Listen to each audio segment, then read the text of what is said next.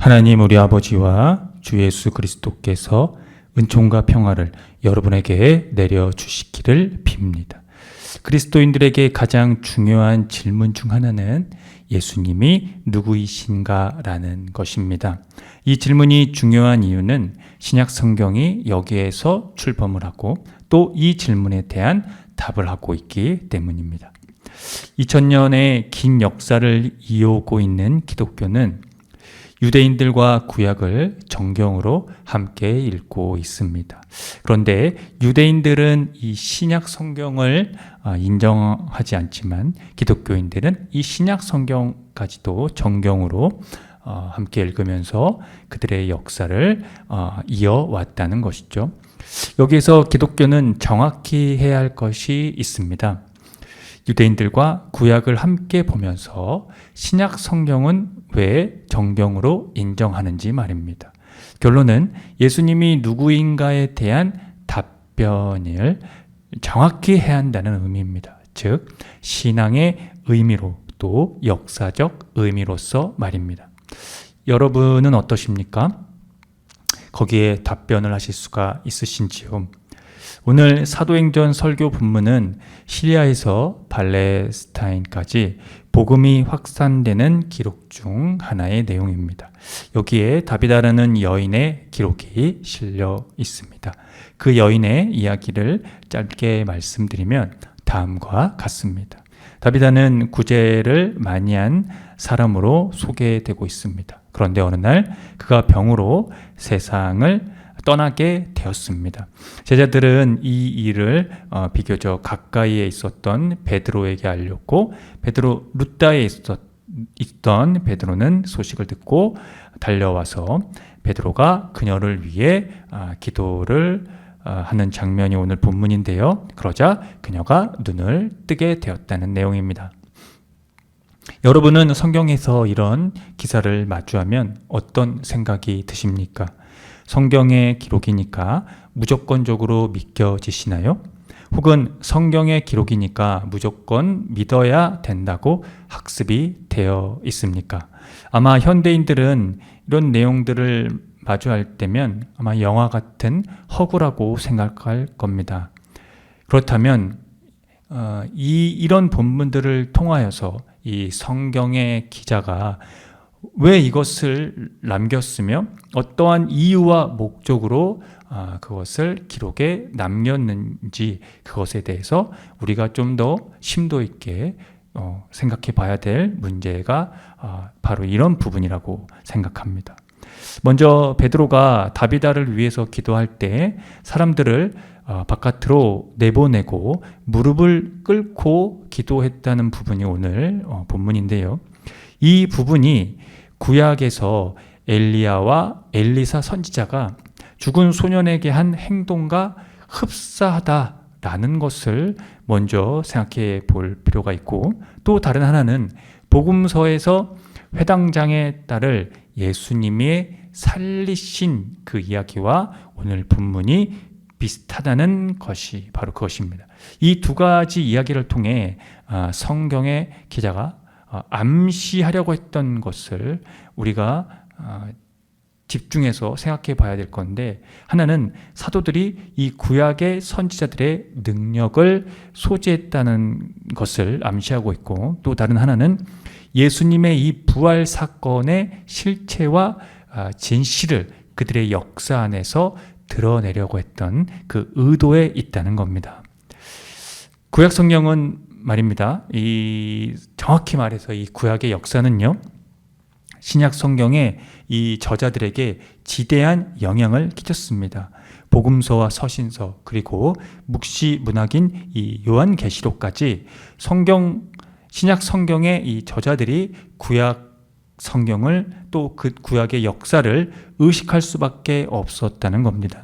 그런 의미에서 구약 성경의 역사가 없이는 이 예수님의 사건이 불가능하며 구약을 배경으로 할 때에만 그 사건이 정확하게 설명된다는 것을 의미합니다. 그러므로 죽음에서 살아난 이 사도행전의 다비다의 이야기는 그 사실 자체의 여부가 중요한 것이 아니라 각 성경의 기자들이 처한 이 상황 안에서 예수님의 십자가와 부활 사건이 우리의 병과 죽음까지도 뛰어넘는 모든 능력의 근원이라는 사실에 대한 확신이며 증거이자 변증이라는 것에 있다는 겁니다.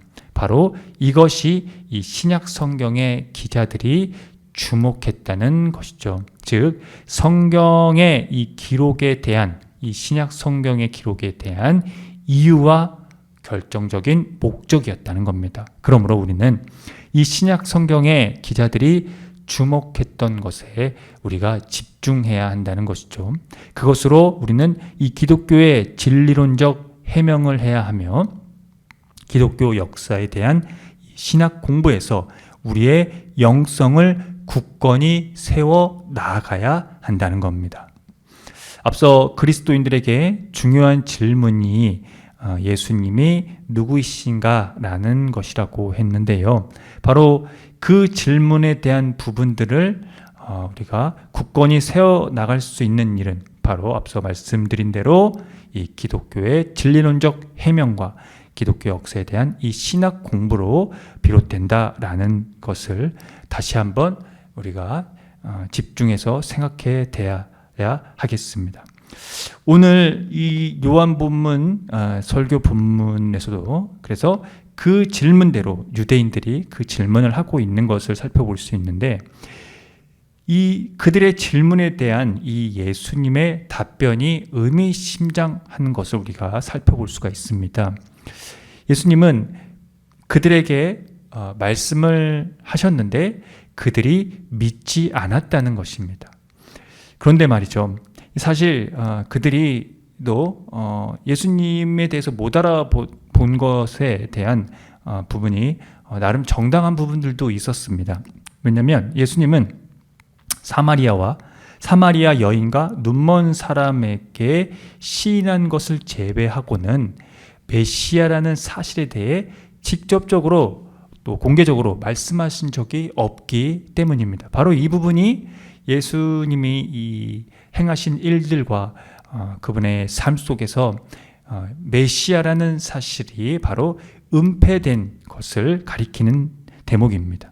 다만 예수님은 자신이 하나님의 이름으로 하는 일들이 곧 자신에 대해 증언한다는 것을 그들이 알기를 바라셨습니다. 그러니까 예수님이 하신 모든 일들이 하나님의 일들을 말하고 있었다라고 하는 것이죠. 바로 그것이 예수님의 그 메시아의 그 은폐라는 부분입니다. 그러나 그들은 예수님을 알아보지 못했고 믿지도 않았습니다. 그들은 예수님이 하시는 이 생명의 일들에 대해 전혀 관심이 없었기 때문입니다. 그래서 그 생명의 일들을 믿지 않는다면 예수께서는 너희가 내 양이 아니다 라고 말씀을 하셨고 그 생명의 일들을 믿는 양들은 자기 목소리를 알아듣기 때문에 예수님의 그 양들을 알고 그 양들은 예수님을 따른다고 하신 것입니다. 여기서 우리가 조금 집중해서 생각해 볼 부분이 바로 예수님의 음성을 듣는 것과 그 따르는 것입니다. 그것이 무엇인지 우리가 한번 생각해 봐야 한다는 것이죠. 예수님의 일은 하나님의 말씀에 일치하는 것이었습니다. 말씀에 일치한다는 것은요, 예수님이 이 행하신 일들이 자신의 이 건의에서 행하신 것이 아니라 오직 하나님의 이름으로 행하셨다는 것을 가리킵니다. 즉 하나님의 뜻에 완전히 복종하는 방식으로 행동하셨다는 겁니다. 그러므로 그분이 행하신 일은 곧 하나님의 뜻의 완전한 계시입니다.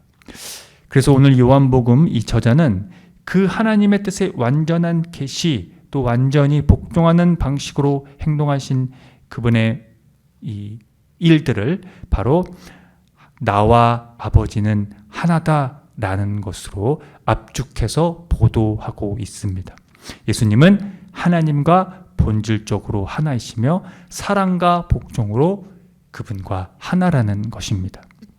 이것이 바로 그리스도론의 요체입니다. 곧 예수님의 목소리이며 그분을 따라야 하는 궁극적인 이유라는 것이죠. 그래서 오늘 이 설교 본문 요한계시록의 기자는 그 맥락에서 보좌 가운데 계신 예수님이 그를 따르는 자들의 목자가 되사 생명수 샘으로 그들을 인도하셔서 다시는 줄이지도 않고 목마르지도 아니하고 해나 아무 뜨거운 기운이 상하게 하지도 아니하리니 하나님께서 그들의 눈에서 모든 눈물을 씻어 주실 것이라는 그 묵시를 말하고 있는 것입니다.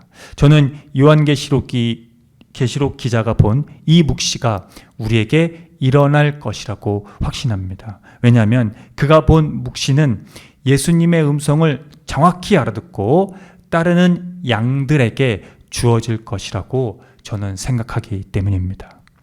사랑하는 성도 여러분, 현세가 많이 힘드시지요? 하루하루 살아가면서 미래를 대비한다는 게 녹록지 않습니다. 그렇다고 세속에 길들어져 그것을 어떻게든 극복해 보겠다고, 어떻게 하면 이 세상에서 잘 먹고 잘 살고 자녀들이 잘 되고 출세하는 이 성공과 성장에 현혹되어 여러분의 영혼을 소비하지 마시길 바랍니다. 하나님 아버지와 하나이신 예수님의 음성을 계속 듣는 것과 그분을 따르는 일에 여러분의 영혼을 대신 집중하십시오. 그 일에 집중하다 보면 예상치 못한 때에 하나님이 우리에게 베푸시는 그 생명수 샘을 만나게 될 것입니다. 거기에서 지금 우리의 힘들고 지치고 고된 모든 눈물을 닦아냅시다. 보좌 한가운데 계시는 어린 양이신 예수님이 우리를 기다리고 계십니다. 그것이 바로 영생입니다. 우리는 영원토록 멸망하지 않을 것입니다. 또 아무도 그 영생을 빼앗아 가지 못합니다. 왜냐하면 구원이 하나님 아버지와 하나이신 예수님의 것이기 때문입니다. 아멘. 함께 기도합니다.